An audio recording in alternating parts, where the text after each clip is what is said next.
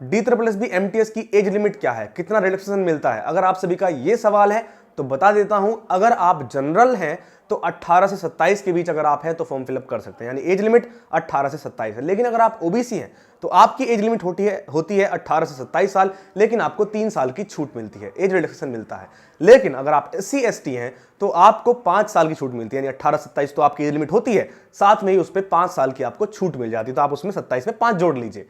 लेकिन अगर आप विकलांग हैं, PWBD से हैं, तो अगर आप डिसेबल हैं तो आपको पूरे 10 साल की छूट मिलती है। लेकिन अगर आप जनरल हैं तो आपको 10 साल की छूट मिलती है। लेकिन दोस्तों अगर आप हैं ओबीसी और डिसेबल भी तो आपको मिलती है 13 साल की छूट, 10 साल प्लस 3 साल। अगर आप SC ST हैं तो 10 साल प्लस 5 साल यानी 15 साल की छूट आपको मिलती है। लेकिन अगर आप लोग एक्स सर्विसमैन हैं तो भी आपको छूट मिलती है।